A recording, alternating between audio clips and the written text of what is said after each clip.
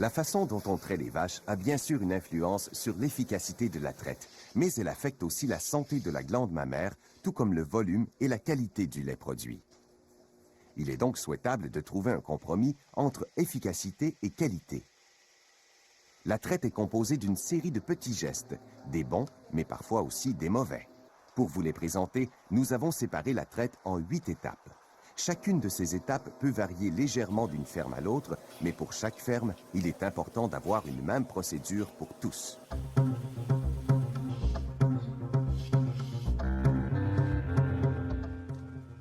Avant de traire une vache, il faut bien s'ouvrir les yeux. Vérifiez d'abord si la vache à traire a été identifiée. Ensuite, vérifiez l'état des quartiers au cas où il y aurait une mamite. Frotter les trayons avec ses doigts permet d'enlever les saletés, mais aussi de détecter un quartier enflé ou dur.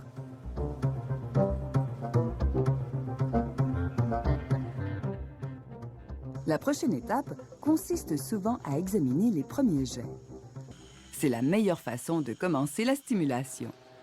En recueillant ces premiers jets dans un récipient, ou mieux, dans un bol à fond noir, vous pourrez plus facilement détecter les mammites. Si vous trayez en étable, évitez de rejeter ce lait dans la litière. Cela contamine l'environnement de la vache. Ne tirez pas sur le trayon. Fermez d'abord le haut du trayon, puis pressez doucement le trayon de haut en bas. Une fois que vous en aurez pris l'habitude, l'examen des premiers jets ne prendra que quelques secondes. Mais comme vos vaches seront mieux stimulées, elles se trairont plus rapidement et le temps requis pour traire le troupeau pourrait même diminuer.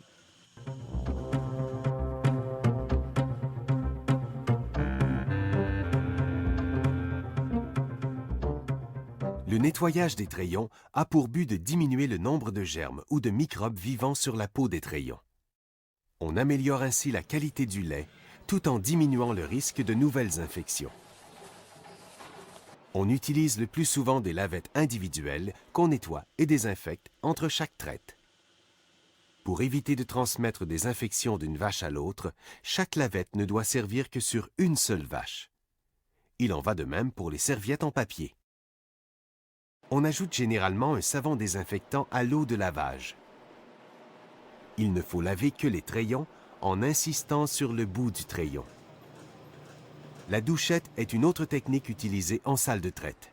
Il faut utiliser une faible pression et n'arroser que le trayon. Si vous mouillez le pis, de l'eau contaminée se retrouvera éventuellement dans le gobelet trayeur, ce qui pourrait contaminer le lait et causer de nouvelles infections. L'essuyage des trayons est encore plus important que le lavage. Si vous laissez de l'eau sur les trayons, cette eau contaminée se retrouvera dans le lait et peut être une cause de nouvelles infections. Les glissements de manchons trayeurs seront aussi plus nombreux. Masser le pis n'apporte aucun avantage. Cela augmente même le risque de recontaminer les trayons.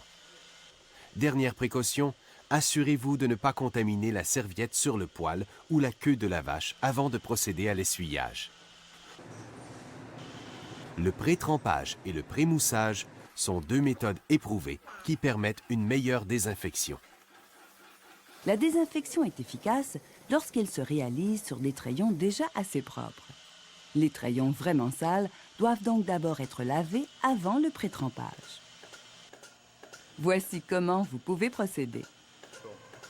Si nécessaire, enlevez la saleté avec vos doigts ou un papier. Recueillez les premiers jets avant ou immédiatement après le trempage.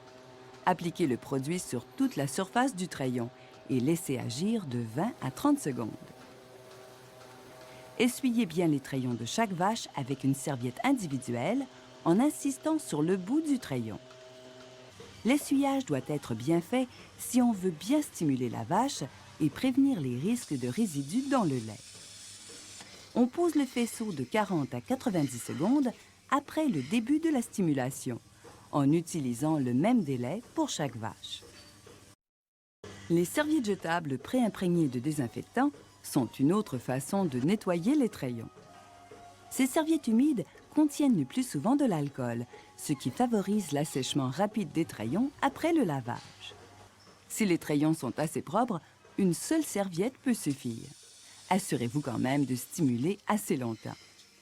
Peu importe la méthode utilisée, ne touchez plus au crayon après l'avoir désinfecté.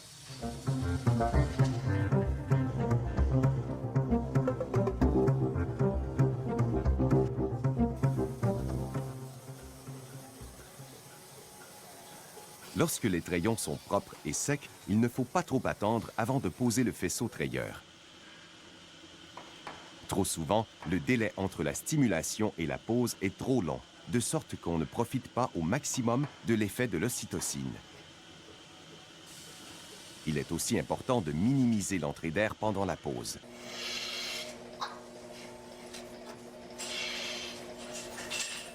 On limite l'entrée d'air en cassant le tuyau court à lait et en le maintenant plié jusqu'au dernier moment. Assurez-vous que chaque crayon pénètre suffisamment dans le gobelet. Si pour une vache, vous n'avez que 3 crayons à traire, mettez un bouchon dans le gobelet inutilisé afin d'éviter les entrées d'air.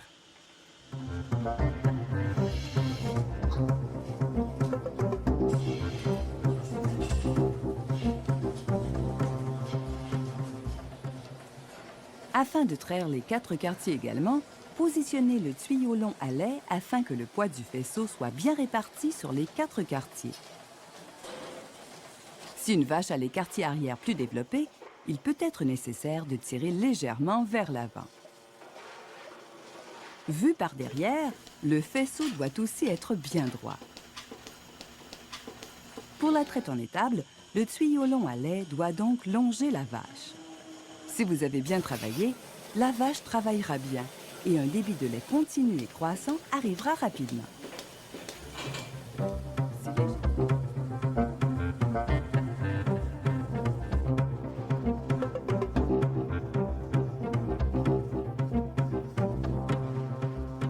Si, en cours de traite, la vache se déplace, il faut parfois repositionner le tuyau long à lait. Ces ajustements sont importants pour prévenir les glissements de manchons trayeurs.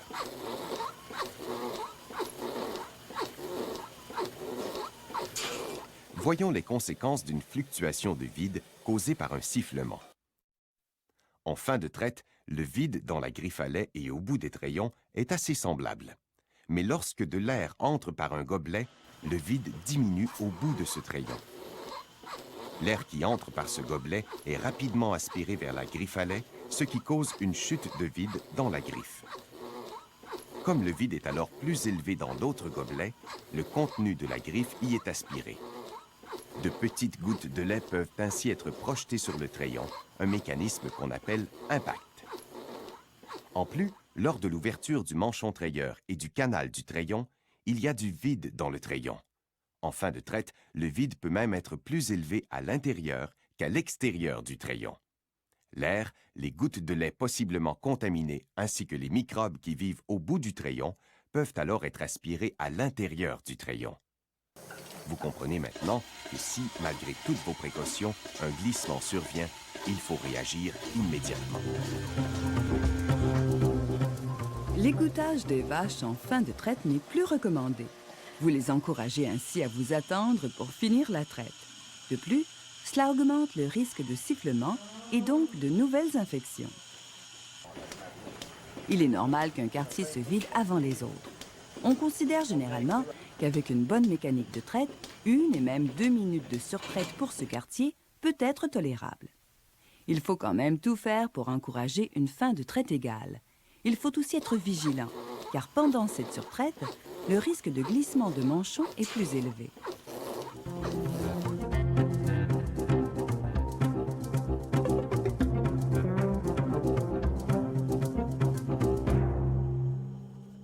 Pour extraire le maximum de lait tout en évitant la surtraite, il est important de décrocher au bon moment. La surtraite survient lorsque le débit de lait est très faible ou nul. Ça stresse la vache et endommage les trayons. Les décrochages automatiques permettent d'éviter la surtraite à la condition qu'ils soient bien réglés. Faites-les vérifier régulièrement.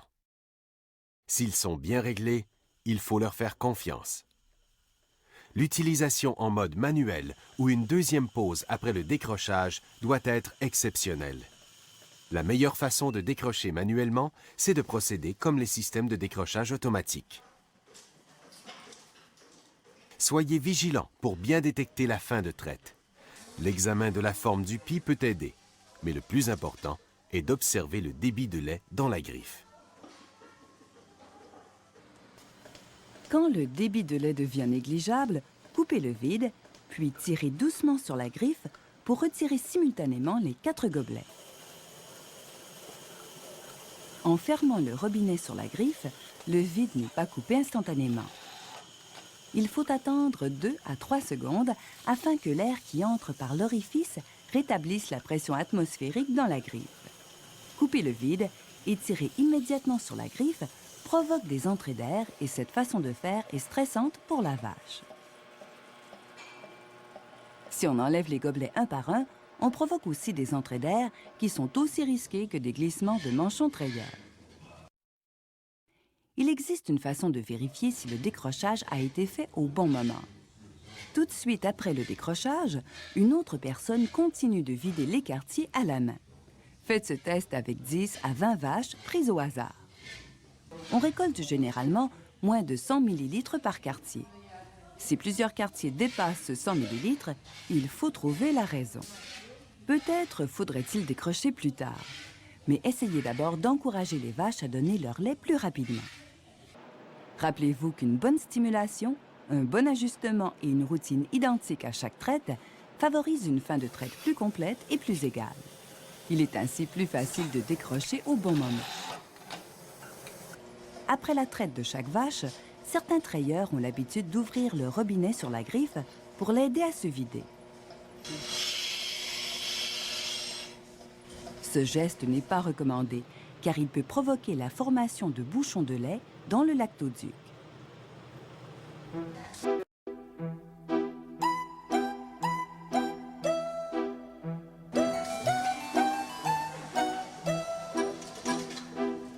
On recommande de désinfecter les trayons tout de suite après le décrochage. Le rôle principal du trempage est de diminuer la population de microbes contagieux vivant sur la peau du trayon et par conséquent de réduire les risques de mammites.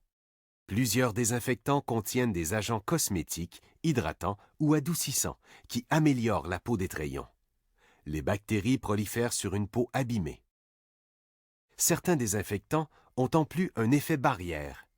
Dans de bonnes conditions, une mince pellicule couvre le bout du trayon jusqu'à la traite suivante. Pour être efficace, le désinfectant doit être appliqué sur toute la surface du trayon ayant été en contact avec le manchon trayeur. Avec les gobelets de trempage conventionnels comme celui-ci, le produit en contact avec le trayon redescend dans le contenant. Si on nettoie le gobelet après chaque traite, les résultats seront satisfaisants. Il existe aussi des gobelets anti-retour comme celui-ci. Avec ces gobelets, le désinfectant ne retourne pas dans le fond du contenant et le produit ne peut donc pas être contaminé.